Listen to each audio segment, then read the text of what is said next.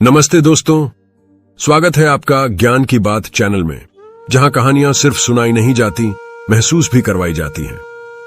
आज हम लेकर आए हैं वराह अवतार की कथा।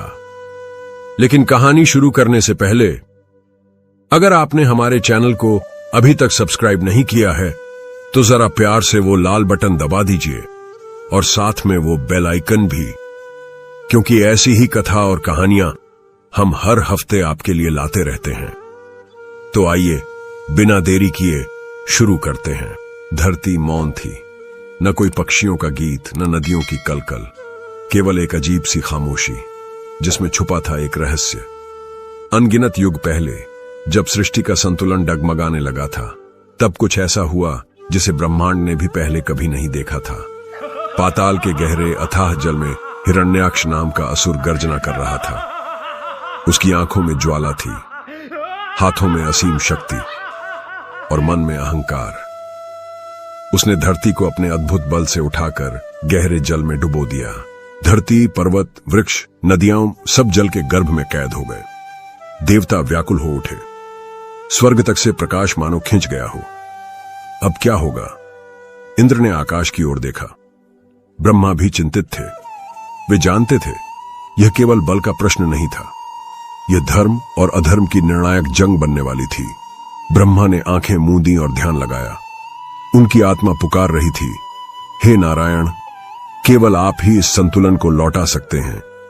तभी ब्रह्मा के कानों में एक गहरी गर्जना गूंजी। पहले तो लगा जैसे दूर कहीं बादल गरजे हों, पर अगले ही पल ब्रह्मा ने देखा ब्रह्मांड के शून्य से एक अद्भुत प्रकाश निकला। उस प्रकाश से प्रकट हुआ एक अद्भुत स्वरूप, न देवता जैसा न असुर जैसा, बल्कि वराह का रूप। उसकी देह पर्वत जैसी विशाल, चमकते केश, अग्नि जैसे नेत्र और एक महाशक्ति से लिपटा शरीर। देवता विस्मित थे, यह कौन है? क्या यह नारायण का नया रूप है या स्वयं प्रकृति ने जन्म लिया है? ब्रह्मा मुस्कुराए और बोले, यह स्वयं विष्णु है, धरती को बचाने और अधर्म का नाश करने भगवान नारायण ने लिया है वराह अवतार। वराह ने चारों ओर देखा। उनके नेत्रों में दया भी थी और क्रोध भी। उनकी गर्जना से पूरा आकाश हिल गया। देवता हर्षित होकर जय जयकार करने लगे। पर उसी समय पाताल से आती एक ठंडी डरावनी हंसी गूंजी। वह हंसी थी हिरण्याक्ष की। तो आया तू, हे नारायण, वराह का रूप धरकर मुझे चुनौती देगा। क्या तुझे लगता है धरती तेरे पास वापस जाएगी? वराह के नेत्र लाल हो उठे। वे बोले, हिरण्याक्ष, तेरे अहंकार ने तुझे अंधा बना दिया है। आज मैं न केवल धरती को मुक्त करूंगा, बल्कि तेरा अंत भी निश्चित है। हवा थर्रा गई, समुद्र गरजने लगा, युद्ध की आहट चारों दिशाओं में फैल गई। वराह की गर्जना अब तक के किसी भी स्वर से अलग थी। यह कोई साधारण पशु की आवाज नहीं थी, यह था प्रलय का शंखनाद। समुद्र की लहरें उफनने लगी, मानो वे भी उन्हें मार्ग देने को आतुर हो। देवगण मंत्रोच्चार कर रहे थे, लेकिन वराह की दृष्टि केवल एक ओर टिकी थी, गहरे समंदर में अंधकारमय पाताल की दिशा में। हिरण्याक्ष, जो असुरों में सबसे बलवान और अहंकारी था, अब तक हजारों वर्षों से देवताओं को परास्त करता आया था। उसके लिए यह मात्र युद्ध नहीं था, यह था अहंकार का खेल। हिरण्याक्ष ने वराह को पाताल में बुलाया। अगर तुझमें साहस है तो आकर धरती को छीन कर दिखा। वराह ने बिना विलंब किए समुद्र में छलांग लगाई। पानी का साम्राज्य मानो उनके स्वागत में फट पड़ा।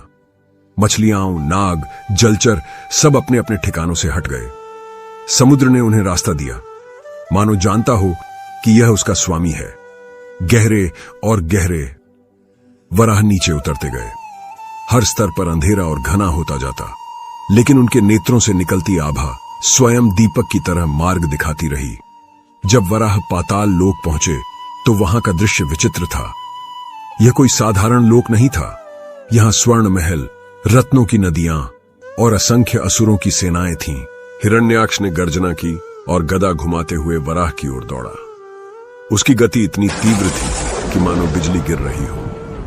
पहला प्रहार गदा का सीधा वराह के कंधे पर आ टकराया। पूरा पाताल लोक कांप उठा, लेकिन वराह जरा भी विचलित नहीं हुए।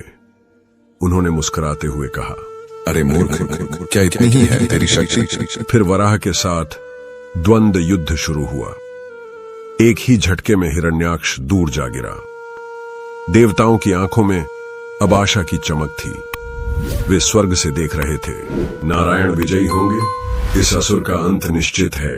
लेकिन कहानी यहां खत्म नहीं होती, क्योंकि हिरण्याक्ष अब भी जिंदा था और उसके पास ऐसा एक गुप्त अस्त्र था जिसके बारे में देवताओं ने भी कभी नहीं सुना था। उसने आकाश की ओर देखकर चिल्लाया, विष्णु, तूने मुझे कमजोर समझा, अब देख मेरे पास क्या है। वह अपनी मुट्ठी में एक चमकता हुआ अभिशप्त शंख लेकर प्रकट हुआ। उस शंख की ध्वनि ने पूरे पाताल में भय फैला दिया। हिरण्याक्ष जोर से गर्जना करते हुए हंसने लगा। उसकी हथेली में पकड़ा हुआ तमोगुण का शंख अब भय का प्रतीक बन चुका था। देवगण स्वर्ग से भयभीत होकर बोले, यह क्या है? हमने ऐसा शंख पहले कभी नहीं देखा। ब्रह्मा ने गहरी सांस ली और कहा, यह तमोगुण का शंख है।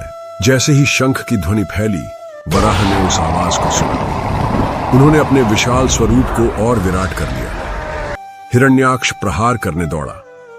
उसकी गदा इतनी भयानक शक्ति से गिरी कि पाताल की धरती फट गई और लावा बाहर फूट पड़ा। वराह ने अपने दांतों से उस प्रहार को रोका। एक झटके में गदा टूट गई। वराह गरजते हुए बोले, हे मूर्ख, तेरे अस्त्र या शस्त्र कितने भी प्रबल हों, पर सत्य और धर्म की शक्ति के आगे वे रेत की दीवार से अधिक कुछ नहीं। वराह ने अपने विशाल हाथों से हिरण्याक्ष को पकड़ा। हिरण्याक्ष छटपटाया, लेकिन वराह का बल अद्वितीय था। हिरण्याक्ष ने अंतिम बार आक्रमण किया, लेकिन वराह ने अपने हाथ के प्रहार से उसे जमीन पर गिरा दिया और वराह ने अपने दांतों से हिरण्याक्ष को मार दिया। असुर की चीख से पाताल कांप उठा। कुछ क्षण बाद उसका शरीर निश्चल हो गया। अब वराह ने अपना ध्यान धरती पर लगाया। उन्होंने धीरे धीरे धरती को अपने दांतों पर रखा और जल से बाहर ले आए। स्वर्ग से पुष्प वृष्टि होने लगी। वराह ने धरती को ब्रह्मांड के केंद्र में सुरक्षित स्थापित कर दिया और वराह का दिव्य स्वरूप एक प्रकाश बिंदु बनकर भगवान विष्णु के हृदय में समा गया। तो दोस्तों, कैसी लगी आपको आज की कहानी? अगर पसंद आई हो तो कृपया वीडियो को लाइक करें और कमेंट में अपनी राय जरूर लिखें। अभी तक आपने हमारी चैनल को सब्सक्राइब नहीं किया तो कर लीजिए, ताकि आने वाली हर वीडियो आपको मिलती रहे। नमस्कार, धन्यवाद।